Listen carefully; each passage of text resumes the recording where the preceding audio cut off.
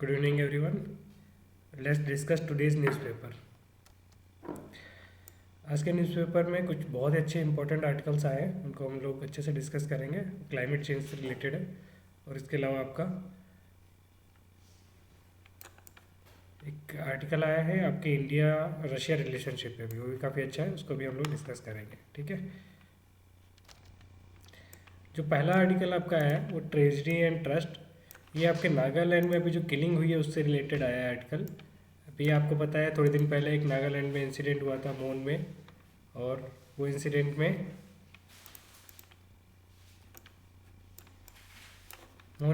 में जहाँ पे आपके कुछ officers, commanding officer of Assam rifle को मारा गया था, इसके साथ 6 हमारे ऑफिसर्स और मारे थे। ठीक है, अभी रिसेंटली क्या हुआ है, रिसेंटली आर्मी ने कुछ लोगों को मारा है जो सिविलियन थे। लगभग 12 लोग ऐसे मरे हुए हैं जो जवान इनोसेंट थे उनको उन्होंने, आर्मी ने सोचा कि शायद वो इंसर्जेंसी ऑपरेशन करने आए या इंसर्जेंट है, उनको धोखे से मार दिया। तो इसके लिए असम राइफल ने पहले तो रिग्रेट एक्सप्रेस किया है, बाद में एक इंक्वायरी भी ऑर्डर की है उसके लेकर। बट इस सब चीज़ों से इशू क्या होता है, पहले देखिए सिक्योरिटी पर्सन मारे गए, फिर सिक्योरिटी पर्सन ने ट्राई किया, पता किया, उन्होंने इंटेलिजेंट मिला उनके पास में कि कुछ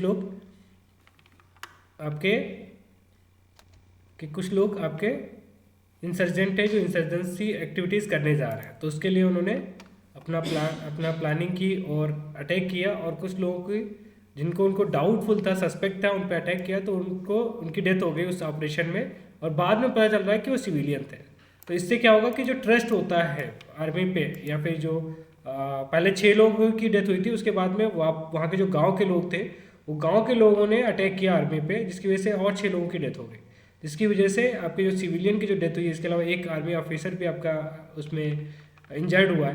तो इसकी वजह से क्या होगा, एक जो ट्रस्ट बिल्ड होता है पब्लिक में, सिविलियन के बीच में, आर्मी ऑफिसर्स के बीच में, आर्मी इसके बीच में, वो आपका ट्रस्ट यहाँ पे डिफिशिएट होगा। इसको क्या होगा, जो इंसर्जेंट है, जो पहले से ही आपके सेशनिस्ट एक्टिविटीज़ कर रही हैं या गवर्नमेंट के अगेंस्ट में काम कर रहे हैं, वो लोग इस ऑपरेशन को इसको अपने बेनिफिट के लिए यूज़ करेंगे, लोगों को और भड़काएंगे अपने एजेंडाज के थ्रू, और उनको अपने ऑपरेशन में मिलाएंगे कि देखिए आर्मी ने आपके फैमिली मेम्बर्स को मारा है।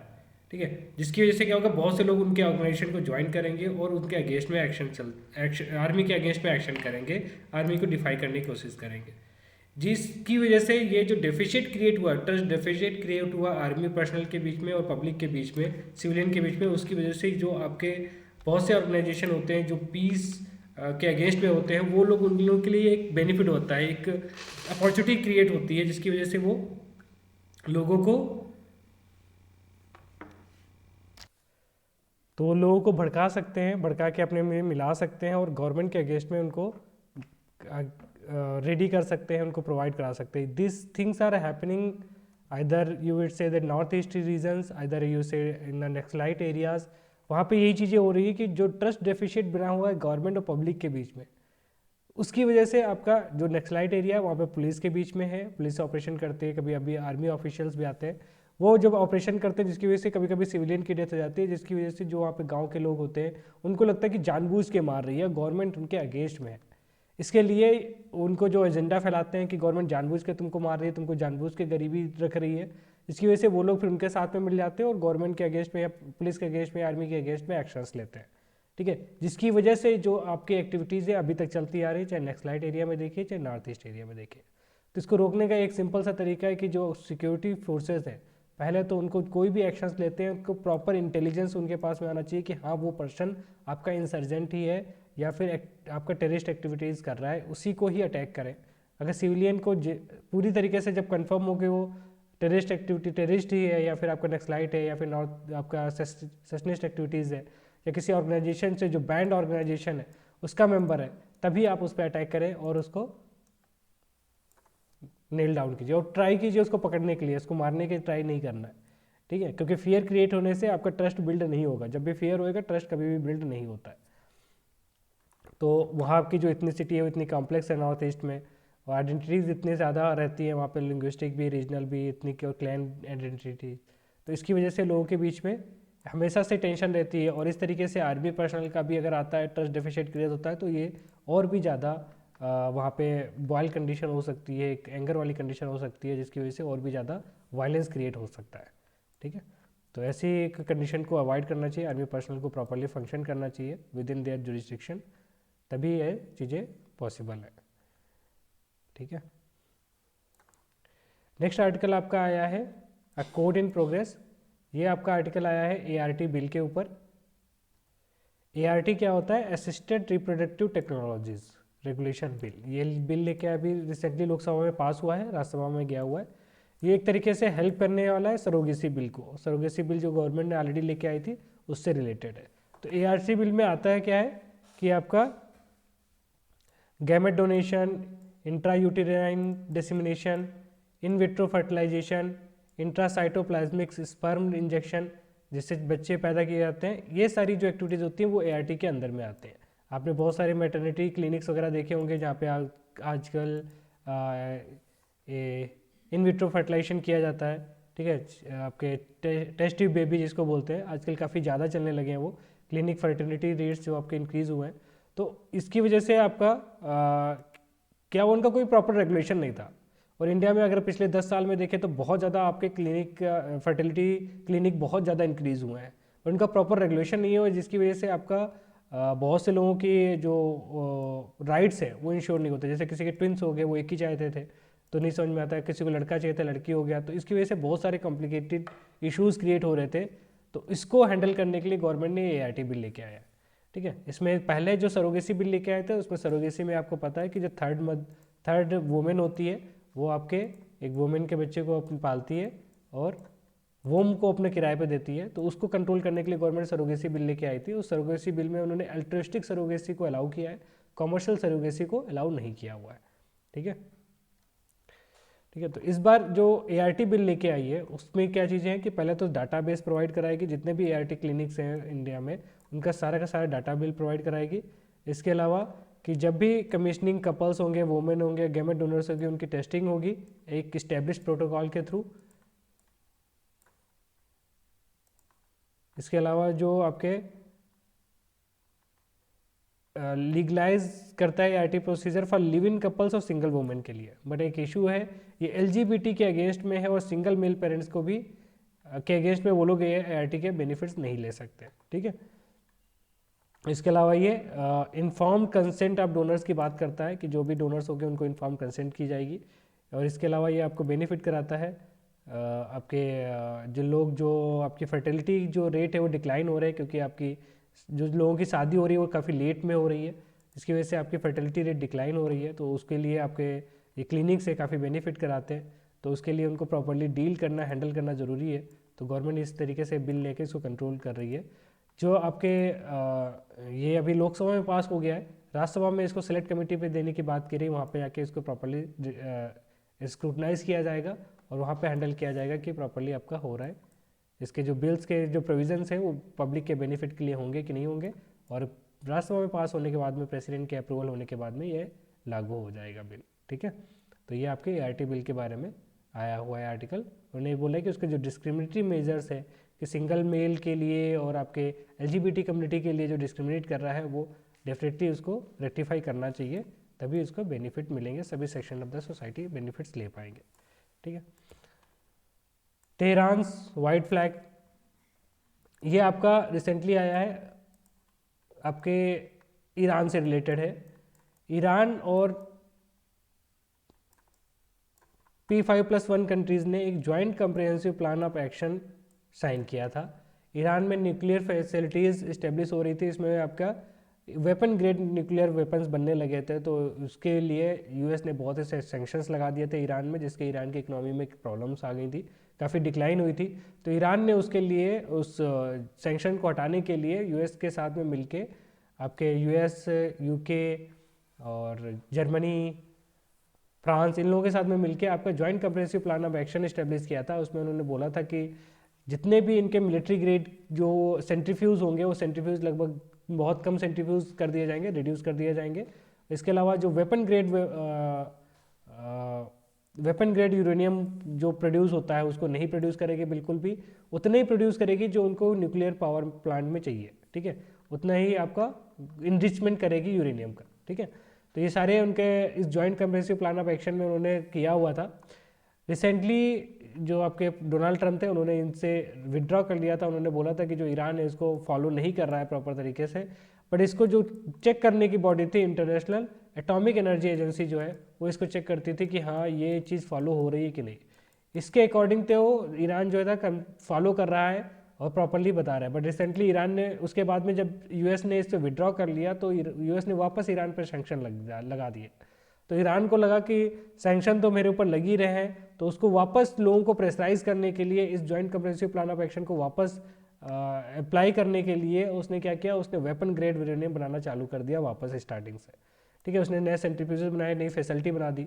तो इसकी वजह से वापस प्रेशराइजेशन आ रहा है।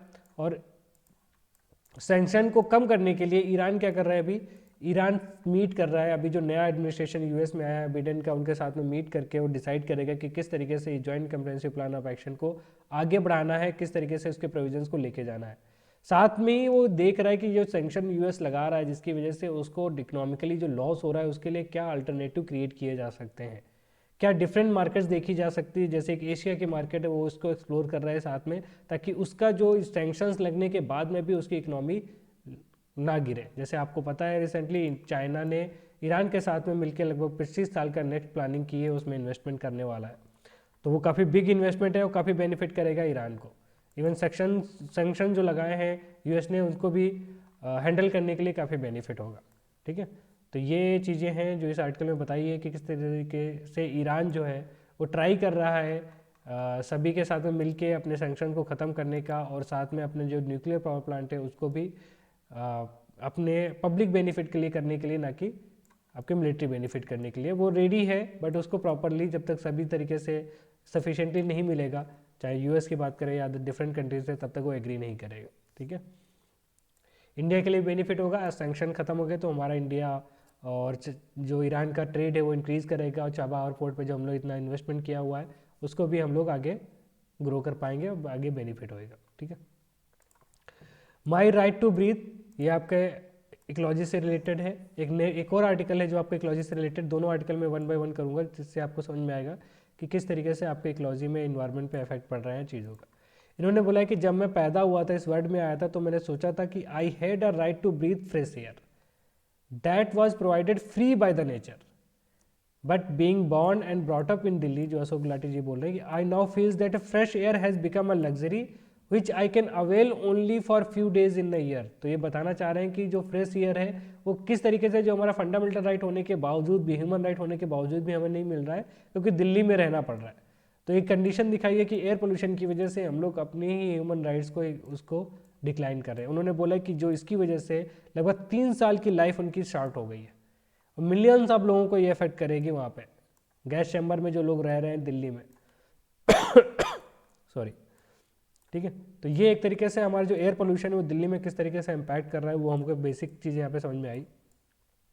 इसमें जो कुछ चीज़ें हैं, जैसे एक रिपोर्ट आई थी, एक रिपोर्ट के हिसाब से AQI इंडेक्स को कंपेयर किया गया था डिफरेंट कंट्रीज़ की कैपिटल पे। तो अगर चाइना की बात करें तो चाइना में 91 बीजिंग में था, ब्यूनस एयर्स में अर्जेंटीना की जो है वहाँ पे 26 था AQI इंडेक्स। AQI क्या होता है, एयर क्वालिटी इंडेक्स, एयर की क्वालिटी का इंडेक्स निकालते हैं, और इसका जितना ज़्यादा नंबर होता है उतनी ही ज़्यादा आपकी एयर क्वालिटी ख़राब होती है, जितना कम नंबर है उतना बेटर एयर क्वालिटी होती है।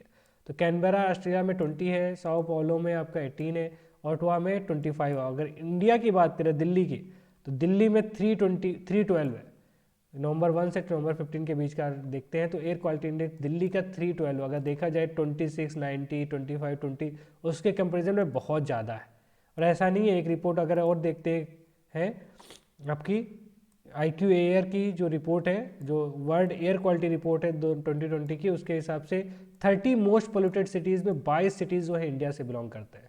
दिस सोच दैट कि हमारा जो सिटीज़ है वो एयर पोल्यूशन के लिए, एयर पोल्यूशन काफ़ी ज़्यादा इंक्रीज़ हो रहा है सिटीज़ में। अब अर्बनाइजेशन जो है वो एयर पोल्यूशन को काफ़ी ज़्यादा इंक्रीज़ कर रहे हैं। उसके पीछे रीज़न क्या है, अगर आपका ministry of environment, forest and climate change की रिपोर्ट की समझे, जो UN फ्रेमवर्क कन्वेंशन में उन्होंने सबमिट की है, उसके हिसाब से देखें जो ग्रीन हाउस का एमिशन हो रहा है 44% एमिशन जो आ रहा है वो आपका एनर्जी जनरेशन से आ रहा है, मेनली जो है coal based thermal power plant है वहाँ से आ रहा है।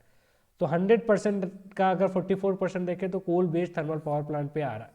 ठीक है, और आपका मैन्युफैक्चरिंग और कंस्ट्रक्शन एक्टिविटीज़ से 18% आ रहा है, एग्रीकल्चर एक्टिविटीज़ से 14%, ट्रांसपोर्ट से 13%, industrial process and production use से 8% एंड वेस्ट बर्निंग से 3%। दिस सोज दैट कि हमें सबसे ज़्यादा फोकस करने की जरूरत कहाँ पे है अगर हमें ग्रीन हाउस गैस के एमिशन को रोकना है, वो एनर्जी जनरेशन में। कोल बेस्ड थर्मल प्लांट को रोक के अगर हम लोग सोलर या विंड एनर्जी पे फोकस करेंगे तो डेफिनेटली हम लोग काफ़ी बेनिफिट करेंगे। साथ में हम लोग अगर मैन्युफैक्चरिंग कंस्ट्रक्शन में भी प्रॉपरली तरीके से गैस एमिशन को कंट्रोल करेंगे तो हम लोग ज़्यादा फोकस कर सकते हैं, एग्रीकल्चर एक्टिविटीज़ में भी, ट्रांसपोर्ट, इंडस्ट्रियल प्रोसेस और वेस्ट बर्निंग में भी। ठीक है, तो ये उन्होंने एक बेसिक कट ऑफ बताया जिससे हम लोग अपने स्ट्रेटजी बना सकते हैं कि किस तरीके से ग्लोबल ग्रीन हाउस का जो एमिशन हो रहा है इंडिया से वो किस तरीके से हम रिड्यूस कर सकते हैं। ठीक है, अगर इसी की बात करें जो हमारे मोदी जी ने स्ट्रेटजी बनाई है कि 2030 तक हम लोग 50% जो एनर्जी का जनरेशन करेंगे वो रिन्यूएबल सोर्सेज करेंगे, तो दैट्स क्वाइट गुड, काफ़ी बेनिफिट। और 450 गीगावाट जो हम लोग करेंगे वो अपना 2030 से वो रिन्यूएबल एनर्जी से प्रोड्यूस करेंगे। ये काफ़ी बड़े टारगेट्स हैं, वो काफ़ी बेनिफिट करेंगे हमें, अपने इकोनॉमी को एक सस्टेनेबल बनाने के लिए बहुत बेनिफिट करेंगे। ग्लासगो पे मैंने ऑलरेडी एक वीडियो बना रखा है, उस पर आप लोग एक बार देख सकते हैं। उसमें आप देख सकते हो कि इंटरनेशनल लेवल पे क्या क्या एक्शंस लिए गए हैं और साथ में इंडिया ने भी क्या क्या प्रोनाउंस किया है उसके लिए। ठीक है, सॉरी। तो पहला जो यहाँ पे है कि ये जो coal based thermal power plant है उनको रोकने के लिए हमको तुरंत ही आपके रिन्यूएबल एनर्जी पे स्विच करना चाहिए over the period of time. ठीक है, इसके अलावा आपका एक उन्होंने बताया कि किस तरीके से हम सोलर फार्म्स को यूज़ करके, आप फार्म्स जो होते हैं, जो एग्रीकल्चर फार्म्स होते हैं, उनको किस तरीके से यूज़ करके बेनिफिट कर सकते हैं आपके रिन्यूएबल एनर्जी को प्रोड्यूस करने के लिए और फार्मर्स को भी इनकम डबल करने के लिए, फार्मर्स की इनकम को इंक्रीज करने के लिए भी कर सकते हैं। ठीक है, जैसे क्या कर सकते हैं कि जो सोलर के लिए ट्रीज़ लगा सकते हैं, सोलर ट्रीज़ लगा सकते हैं जो 10 फीट हाइट पे रहेंगे, जो नीचे से 10 फीट हाइट पे रहेंगे, जो यहाँ पे सोलर एनर्जी को एब्जॉर्व करेंगे, और दो जो सोलर रहेंगे उनके बीच में इतना गैप रहेगा कि नीचे हर जगह पे आपके सनलाइट आ सके और नीचे यहाँ पे दो क्रॉप्स प्रोड्यूस की जा सकती हैं नीचे आराम से। इसकी वजह से क्या होगा कि एक ही फॉर्म में एक किसान के पास में क्रॉप प्रोड्यूस करने के लिए भी सफिशिएंट स्पेस रहेगा और एनर्जी प्रोड्यूस करने के लिए भी सफिशिएंट स्पेस रहेगा। इससे क्या होगा, क्रॉप्स को की वजह से उसको इनकम तो होगी और इधर एनर्जी प्रोड्यूस करने से वजह से भी इनको बेनिफिट होएगा। इसके लिए कॉर्पोरेट लोग जो सोलर सेक्टर में जो कॉर्पोरेट है ऑफिसर्स है उनसे हेल्प ले सकते हैं। वो सिंपली 25 साल का एक सिर्फ कॉन्ट्रैक्ट बॉन्ड करके कि 25 साल तक ये आप जो ये सोलर पैनल्स लगे इनको नहीं निकालोगे क्योंकि इनके 25 साल की लाइफ होती है, उसकी वजह से आप 25 साल इनको नहीं निकालोगे क्योंकि उनको भी बेनिफिट चाहिए, इससे इनकम जनरेट होनी चाहिए। तो 25 साल का कॉन्ट्रैक्ट बेसिस पे ज्वाइन करके साइन करके आप डबल इनकम कमा सकते हैं फार्मर्स इंडिया के। तो ये इस तरीके से बनाए किस तरीके से हम लोग दोनों चीज़ें अपनी नीड को फुलफिल कर सकते हैं, सोलर एनर्जी को भी और अपने फार्मर्स की इनकम इंक्रीज करने के लिए। इसके लिए उन्होंने बोला कि जो सोलर ट्रीज रहेंगे that will be act as a third crop. दो क्रॉप तो आपका फार्मर्स ग्रो कर ही सकता है फार्म में, बट ये थर्ड क्रॉप की तरह काम करेगा, उसको बेनिफिट होएगा बहुत ज़्यादा। ठीक है,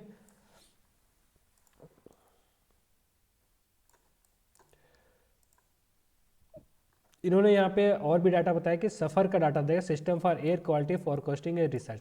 मैं ये जानना चाहता हूँ कि सफ़र का जो एयर क्वालिटी इंडेक्स होता है, एक्वा इंडेक्स होता है, उसमें कौन कौन सी चीज़ें मेजर की जाती है। ठीक है, आप लोग मुझे कमेंट सेक्शन में बताइए कि सफ़र का जो एयर क्वालिटी इंडेक्स होता है उसमें कौन कौन सी गैसेज, कौन कौन से पार्टिकल्स का जो होता है वो कौन कौन सी चीज़ें चेक की जाती हैं और उसके बेसिस पे ये इंडेक्स बनाया जाता है। ठीक है, तो सफ़र के अगर इंडेक्स की बात करते हैं तो नवंबर 9 और नवंबर 13 में देखते हैं तो जो 30% दिल्ली का पोल्यूशन आया था वो स्टेबल बर्निंग से आया था। ठीक है, वहीं 22% आपका ट्रांसपोर्ट से आया था, 18% आपका एक्सटर्नल से आया था other than stable burning, 12% industry से था, 4% बायोफिल से था, 8% डस्ट से था और रेस्ट लोकल से था, लोकल 6% था। तो जो मेजर कंट्रीब्यूशन आया था वो स्टेबल बर्निंग से आया था नवंबर के स्टार्टिंग के डेज में, नवंबर 9 से नवंबर 13 के बीच में। ठीक है, वही चीज़ अगर देखें हम अक्टूबर 30 से नवंबर 3 के बीच में तब सिर्फ स्टेबल बर्निंग से सिर्फ 8% आया था। वही चीज़ अगर नवंबर 7 की बात करें तो लगभग 40% जो एयर पोल्यूशन आया था वो आपका स्टेबल बर्निंग से आया था। तो ये दिखाता है कि स्टेबल बर्निंग की वजह से आपका जो पोल्यूशन होता है वो एक एक टाइम पीरियड में सबसे ज़्यादा आता है। उस टाइम पीरियड पे अगर हम लोग फोकस करें, वो यूजली आपको पता है कि जब आपका स्विच किया जाता है राइस से वीट के बीच में, तो राइस का जो स्ट्रा होते हैं उसको काटने के बाद में जो किसान होते हैं उनको जला देते हैं ताकि नेक्स्ट जो क्रॉप है उसके लिए उनका खेत रेडी हो जाए। ठीक है, तो इसके लिए उन्होंने गवर्नमेंट को क्या बोला है, government centres need to sit down with the neighbour state and come up with the plan to reduce the rice area in the belt. Rice area को रिड्यूस करने की जरूरत है। इसके लिए क्या कर सकते हैं कि जो डिफरेंट क्रॉप्स है, जो वहाँ पे एग्रो क्लाइमेट के हिसाब से जो क्रॉप्स है जो वहाँ पे सुटेबल होती है, उनका एमएसपी इंक्रीज करे, जो सब्सिडी है वो उस पर इंक्रीज करे, उनके प्रॉपरली मार्केट प्रोवाइड कराए, उनका प्रोक्योरमेंट प्रॉपरली करे, ताकि किसानों के पास में ये ट्रस्ट आए कि दूसरी जो क्रॉप्स को वो उगाएंगे, उसका एग्रीकल्चर करेंगे, फार्मिंग करेंगे, तो उनको बेनिफिट होएगा। ठीक है, क्योंकि अभी जो राइस एरिया है वो वाटर टेबल को भी डिप्लीट कर रहा है, मीथेन भी क्रिएट कर रहा है, नाइट्रस ऑक्साइड भी क्रिएट कर रहा है, जिसकी वजह से आपको एयर पोल्यूशन हो रहा है। ठीक है, तीसरा जो है आपका, जो हमने देखा कि आपके जो ट्रांसपोर्ट सेक्टर है वो भी आपका लगभग 13% कंट्रीब्यूट करता है आपके पोल्यूशन में, ग्रीन हाउस गैस पोल्यूशन में। उसको हैंडल करने के लिए उन्होंने बताया कि किस तरीके से हम इलेक्ट्रिकल व्हीकल को प्रमोट कर सकते हैं पूरी तरीके से। बाद में आप लोग ग्रीन हाइड्रोजन को भी प्रमोट कर सकते हैं, जो फॉसिल फ्यूल की जगह पे यूज़ कर सकते हैं। इलेक्ट्रिकल व्हीकल को क्विकली स्केल अप करने के लिए क्या है, उन्होंने बोला कि पहले तो चार्जिंग स्टेशन को वार फुटिंग हेड पे क्रिएट करने चाहिए। जैसे कोविड-19 के लिए हॉस्पिटल हमने क्रिएट किए थे, बेड्स क्रिएट किए थे, वैसे चार्जिंग स्टेशन भी क्रिएट करने चाहिए। कहाँ कहाँ पे क्रिएट कर सकते हैं, पार्किंग लॉट्स में जो ऑफिसेज के होते हैं, हाउसिंग सोसाइटी में, होटल्स में, हॉस्पिटल्स में, शॉपिंग मॉल्स में, पेट्रोल पंप्स के पास में, वहाँ पे सब जगह पे चार्जिंग पॉइंट प्रोवाइड कर के हम चार्जिंग स्टेशन क्रिएट कर सकते हैं। वो चार्जिंग स्टेशन जितने ज़्यादा क्रिएट होंगे उतने ही ज़्यादा हमको बेनिफिट होंगे। दूसरा जो इंपॉर्टेंट है, जो यहाँ पे इन्होंने बताना भूल गए, वो हम मैं ऐड कर देता हूँ कि बैटरी पे भी हमें, टेक्नोलॉजी पे भी ज़्यादा फोकस करने की ज़रूरत है। क्योंकि अभी जो चार्जिंग टाइम होता है लगभग 1 से 2 घंटे लगते हैं, और उसमें आपके जो इलेक्ट्रिकल व्हीकल्स होते हैं वो लगभग आपके 100 किलोमीटर या 200 किलोमीटर ही ज़्यादा से ज़्यादा जा पाते हैं। बहुत ज़्यादा कोई व्हीकल अच्छा होगा तो 300 किलोमीटर जा पाएगा। ठीक है, तो इसके लिए क्या होता है कि एक बार चार्जिंग करने के बाद में अगर आप 200 किलोमीटर जाते हो तो जाहिर सी बात है आपके लिए फिजिबल नहीं लगता है कि आप इसको व्हीकल्स को चलाएं। और बीच में अगर आपका चार्जिंग पोर्ट नहीं बनता है तो आप क्या करोगे फिर। इसके दूर करने के तरीके यही कि चार्जिंग स्टेशन ज़्यादा से ज़्यादा हो, आपकी बैटरी की टेक्नोलॉजी इतनी ज़्यादा हो कि एक बार चार्ज करने के बाद में 1000 किलोमीटर 2000 किलोमीटर तक जा सको।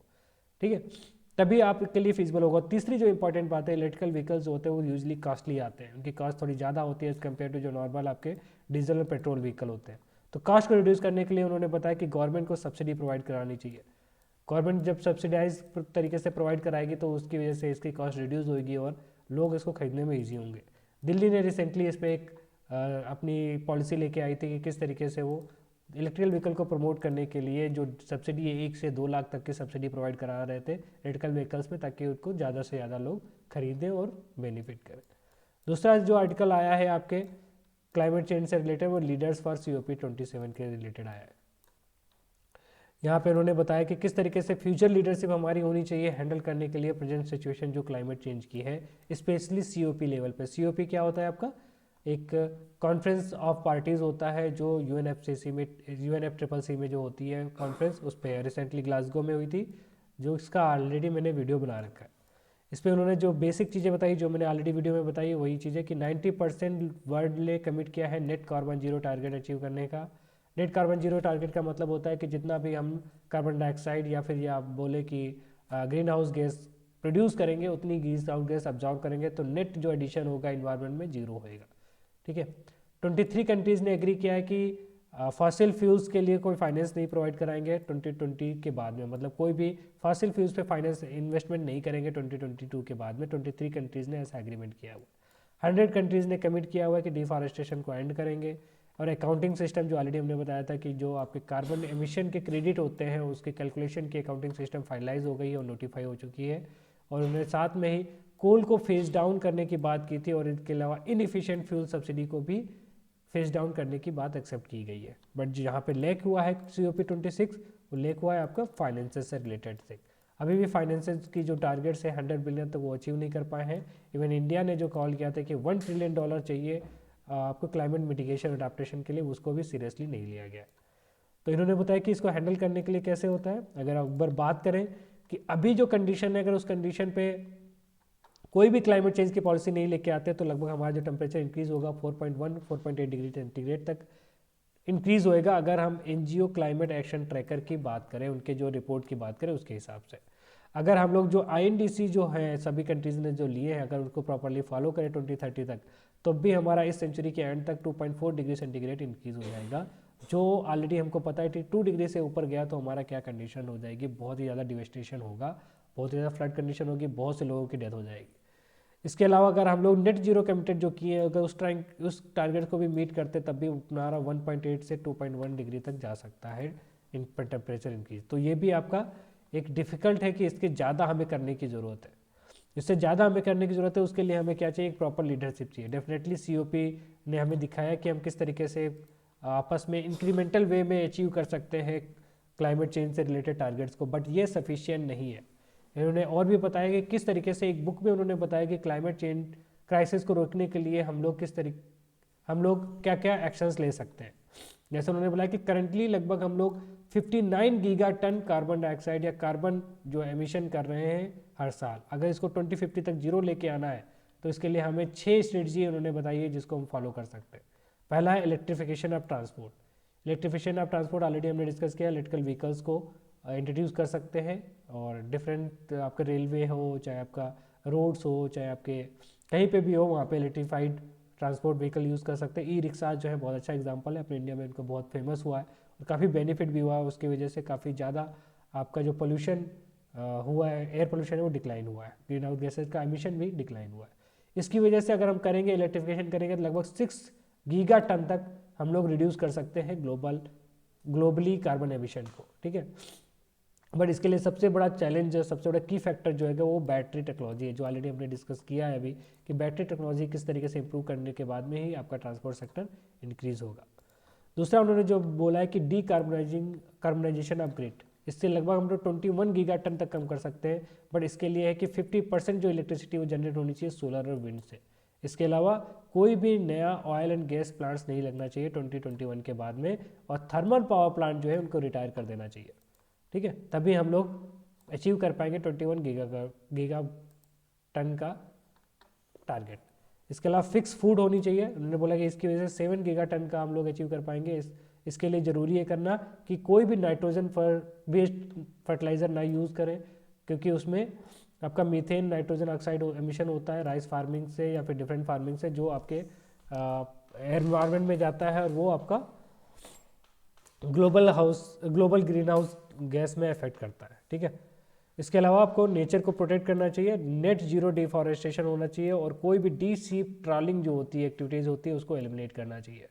इसके अलावा नेक्स्ट जो उन्होंने बोला कि क्लीन अप होना चाहिए इंडस्ट्री का, 8 गीगा टन का इसमें आपका रिडक्शन होएगा कार्बन एमिशन का। इसके लिए ज़रूरी है कार्बन इंटेंसिटी जो सीमेंट, स्टील और एल्यूमिनियम में होती है, यूज़ होता है, वो रिड्यूस करें। और सबसे लास्ट जो उन्होंने बोला है करने के लिए, उन्होंने बोला कि कार्बन को रिमूव किया जाए by different nature based and engineering solution के थ्रू। इसके थ्रू लगभग 10 गीगा टन हम लोग कार्बन को रिड्यूस कर सकते हैं, एमिशन को रिड्यूस कर सकते हैं, कंट्रोल कर सकते हैं। तो उन्होंने ये डिफरेंट 6 स्ट्रेटजीज बताई हैं जिसकी वजह से हम लोग अपना जो 59 गीगा टन जो आज एनुअली प्रोड्यूस कर रहे हैं कार्बन को, वो रिड्यूस कर सकते हैं जीरो को 2050 तक। तो इस पर कंटिन्यूसली वर्क करने की ज़रूरत है। और इसके लिए उन्होंने जो लीडरशिप बताया है वो उन्होंने लीडरशिप बताई कि मस्क टाइप की लीडरशिप होनी चाहिए। एलन मस्क जो है आपके काफ़ी अच्छे एंटरप्रेन्योर है, टेक्नोलॉजिस्ट हैं, जो अमेरिका में one of the richest person में आए हैं, क्योंकि उन्होंने जो डिफरेंट 3 जो अपनी कंपनीज लेके आए, जो इलेक्ट्रिकल व्हीकल से लेकर है, आपके रॉकेट लॉन्चिंग से रिलेटेड है, डिफरेंट उसमें रिलेटेड है, जो काफ़ी ज़्यादा स्पेस एक्स लेके आए हैं अपनी, और टेस्ला लेके आए हैं जो काफ़ी फेमस भी है और काफ़ी ज़्यादा इनकम क्रिएट कर रही है। उनका जो एटीट्यूड है वो सभी लोगों ने स्टार्टिंग में बोला था कि ही विल फेल, क्योंकि उनके जो आइडियाज़ थे काफ़ी ज़्यादा डिफरेंट थे as compared to any other. उन्होंने जो स्पेस एक्स में बोला था कि रॉकेट जो लॉन्च एक बार होता है तो उसकी जो रॉकेट का इंजन होता है वो तुरंत एक बार लॉन्च होने के बाद वो पूरा फेल हो जाता है, दोबारा उसको यूज़ नहीं कर सकते। तो उन्होंने ये आइडिया लेके क्यों ना हम दोबारा उसको रीयूज़ करें, वो एक बार रॉकेट लॉन्च करें उसके बाद वापस आए, वापस उससे हम रॉकेट लॉन्च कर सकते हैं। तो ये काफ़ी टिपिकल एरियाज़ थे और काफ़ी लोग एक्सेप्ट नहीं कर पा रहे थे इस चीज़ को। उन्होंने सिंपली ये भी बोला कि मार्स पे क्यों ना हम हैबिटेबल कॉलोनी इस्टेब्लिश करें। तो ये एक ऐसे आइडियाज़ थे जो बहुत से लोग एक्सेप्ट नहीं कर पा रहे थे, उनको लग रहा था कि ये डेफिनेटली फेल होंगे, बट उन्होंने अपने दोनों जगह पे, चाहे वो इलेक्ट्रिकल व्हीकल की फील्ड की जाए, चाहे सोलर फील्ड की बात की जाए, चाहे आपके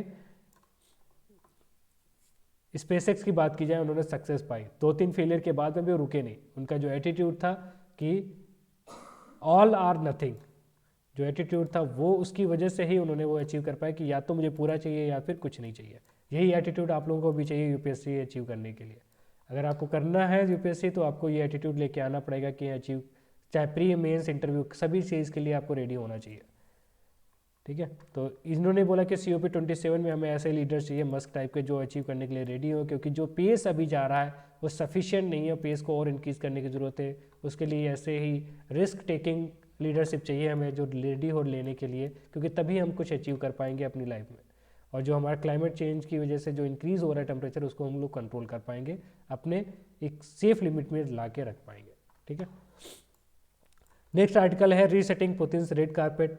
ये इन्होंने बताया कि इंडिया जो रशिया के रिलेशन है वो किस तरीके से चेंज हो रहे हैं over the period of time.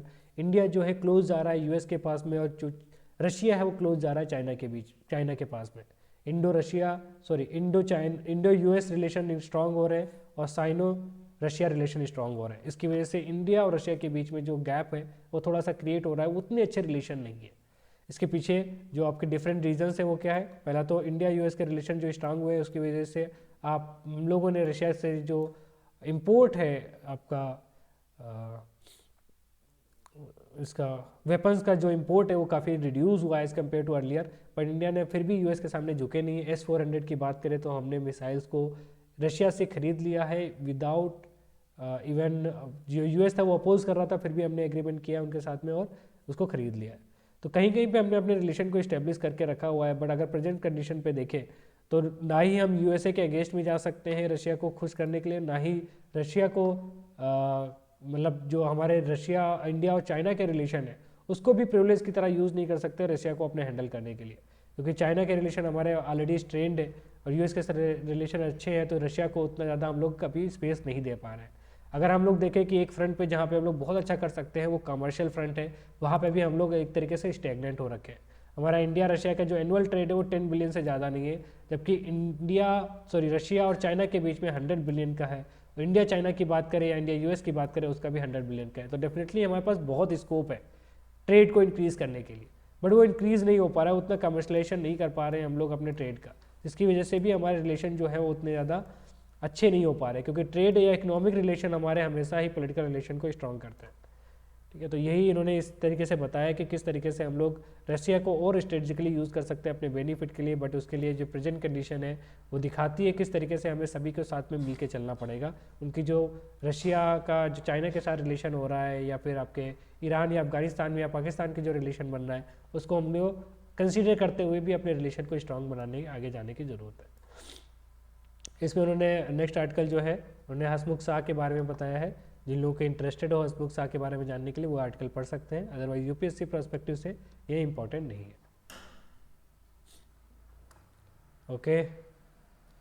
Okay, thank you everyone. किसी भी टॉपिक में आपको समझ नहीं आया हो या फिर आप लोगों को कोई स्पेसिफिक टॉपिक पे समझना है तो आप मुझे कमेंट सेक्शन में बताइए, मैं आपको डिटेल में उसको बता दूंगा। Thank you everyone.